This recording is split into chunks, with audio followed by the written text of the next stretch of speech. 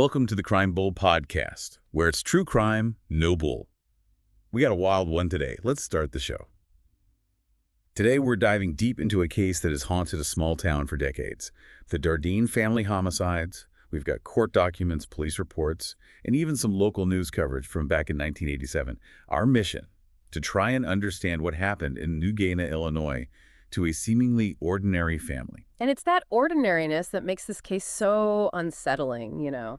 The Dardeens, Keith, 29, Elaine, who was 30 and 7 months pregnant, and their 3-year-old son, Peter, were, by all accounts, living the American dream. Keith was a dedicated employee at the Wren Lake Water Conservancy District, even volunteered as a youth leader at their church.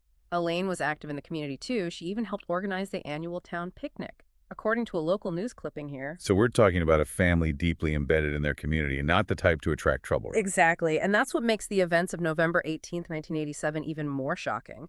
That's the day Keith didn't show up for work, which was completely unlike him. And that's when the alarm bell started ringing. His coworkers contacted his parents, who immediately sensed something was wrong.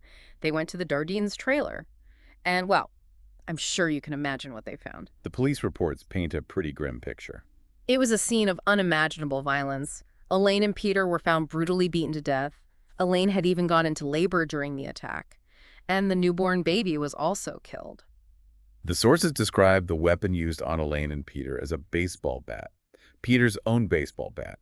It's heartbreaking. What's fascinating here is that the level of violence, especially towards a pregnant woman and a child, speaks volumes about the perpetrator's state of mind. This wasn't just about silencing victims. This was about rage, about inflicting pain. And adding another layer of complexity to this already horrific scene, there was no sign of forced entry, and nothing was stolen from the trailer. That's right, which immediately rules out a random robbery as a motive. This suggests something much more targeted, personal, perhaps even vengeful. So, while the police are processing this devastating crime scene, another discovery is made. Just a few hours later, Keith's body is found about a mile away from the trailer. He was shot, right? Yes. 3 times in the head. And here's where it gets really interesting. He was found posed next to his car. Posed. What does that tell us? Posing a victim is often a way for the killer to send a message, to exert a sense of control even in death. It's like a signature, a way of saying, I was here and this is my work.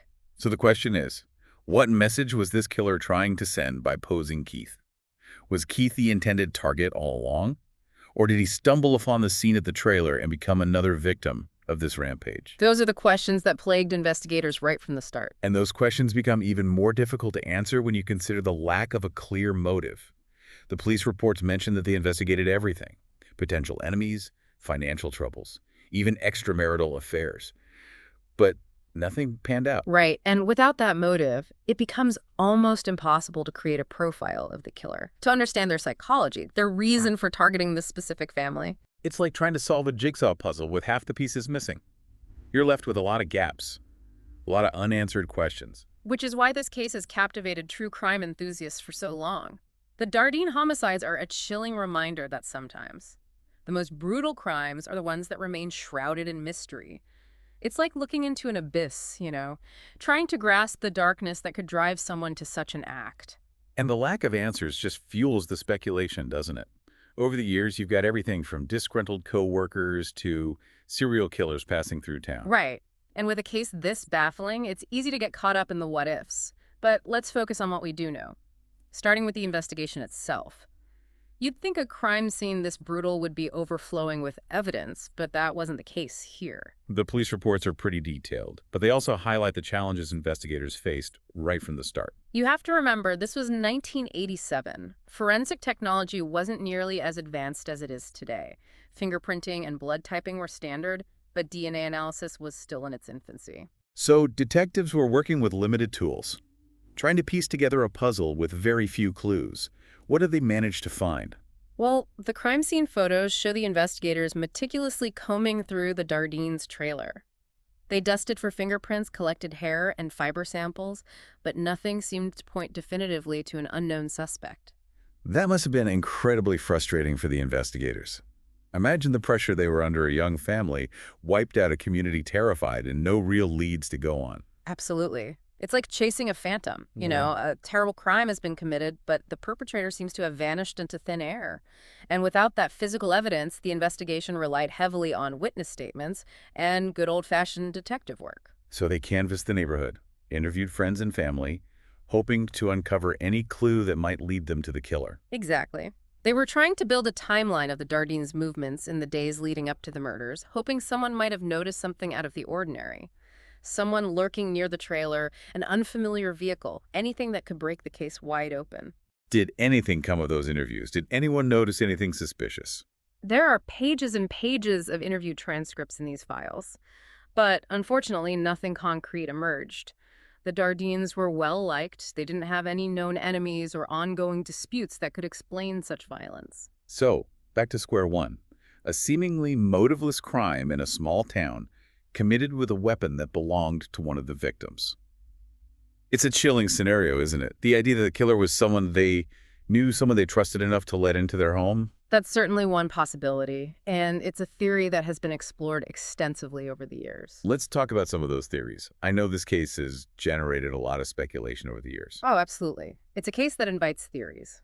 One of the more prominent theories centers around Keith's work at the Wren Lake Water Conservancy District. The idea being that maybe he crossed someone in the course of his job, made an enemy he didn't even know he had. Exactly. His work involved managing water resources, which can be a contentious issue, especially in rural areas where water rights are fiercely protected. I can see that people get pretty passionate about their water, especially farmers and landowners who depend on it for their livelihood. Right.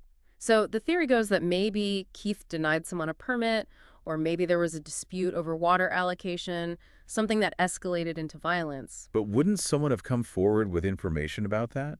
A disgruntled coworker? A neighbor who overheard a heated argument? You'd think so. But remember, small towns can be very insular. People protect their own. And they might have been hesitant to implicate someone they knew, even if it meant hindering the investigation. It's that code of silence you often see in close-knit communities. Exactly.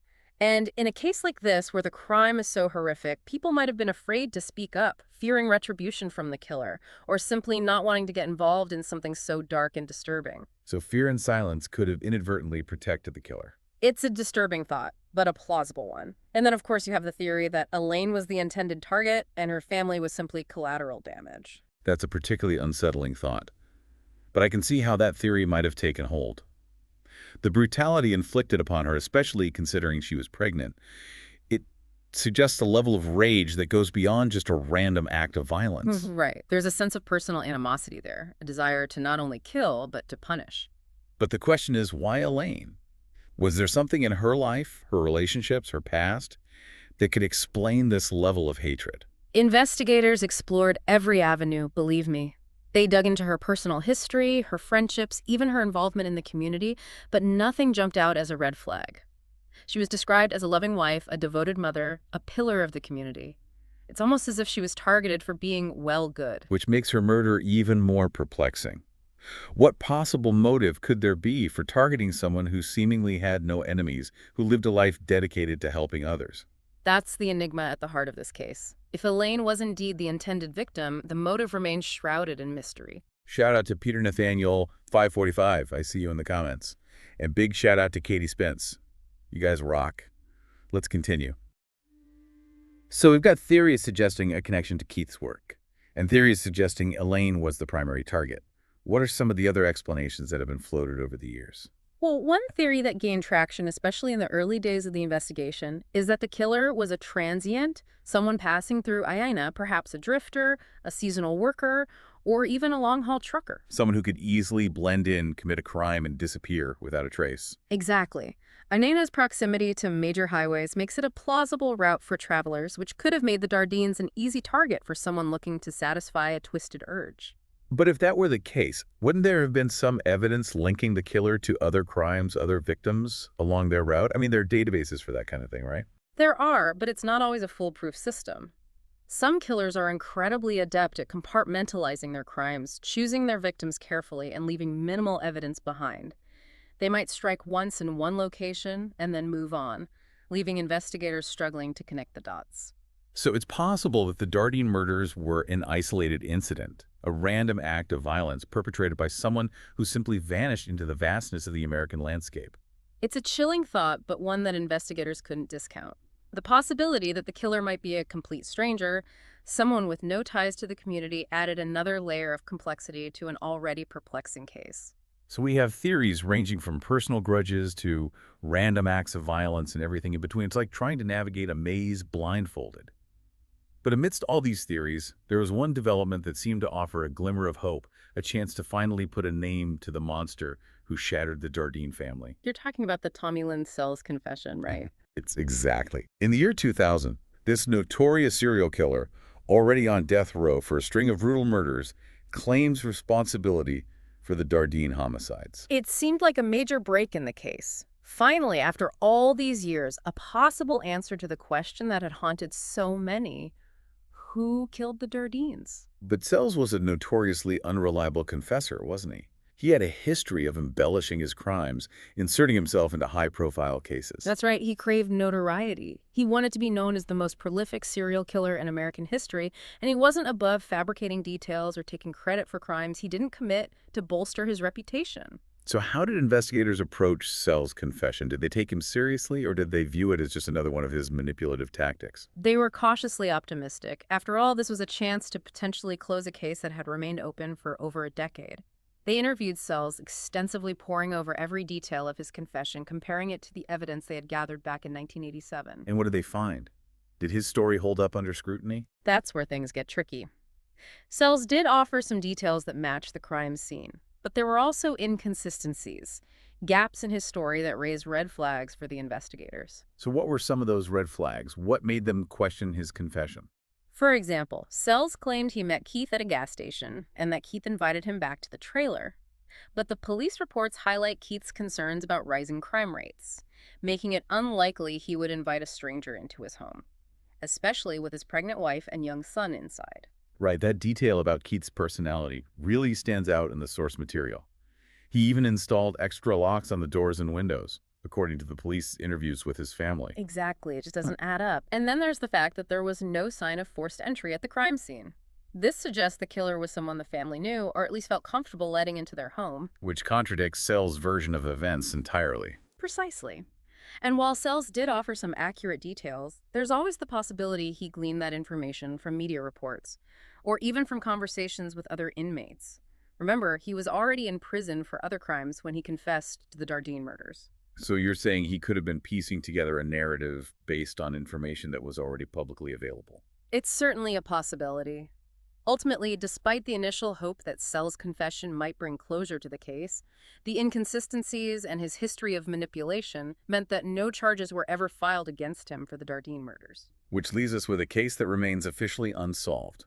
Decades later, the question of who killed Keith, Elaine, Peter, and their newborn baby girl still lingers. The Dardeen homicides are a chilling reminder that sometimes, even with extensive investigations and potential leads, justice remains elusive. It's a sobering thought, isn't it? This case serves as a stark reminder of the randomness of violence, the fragility of life, and the enduring power of mystery. It also highlights the profound impact unsolved crimes have on the victims' families and the communities they left behind. The Dardeen murders cast a long shadow over Ina, Illinois. The town's sense of security was shattered, replaced by a lingering fear and an awareness that evil can lurk even in the most peaceful corners of the world. You're absolutely right. The Dardeen case became a turning point for Ina. It forced people to confront the uncomfortable reality that even in a close-knit community, darkness can find a foothold. And for the family's surviving relatives, the lack of answers only compounds their grief. They're left grappling with the loss of their loved ones, while simultaneously wrestling with the agonizing uncertainty of not knowing who was responsible or why this happened. It's a heavy burden to carry, the weight of unanswered questions, the yearning for justice that may never come. And yet, despite the darkness and the unanswered questions, there's a flicker of hope that keeps this case alive. What do you mean? Well, advancements in forensic technology offer new possibilities for solving cold cases. DNA analysis, for example, has come a long way since 1987. Even a tiny trace of DNA that might have been overlooked decades ago could potentially lead to a breakthrough. So there's still a chance that one day the mystery of the Dardeen murders might be solved. We can always hope. And that hope, I think, is what keeps so many people fascinated by this case. It's a reminder that even in the face of tragedy and uncertainty, the pursuit of truth, the desire for justice should never be abandoned. The Dardeen family case is a tragic and perplexing one.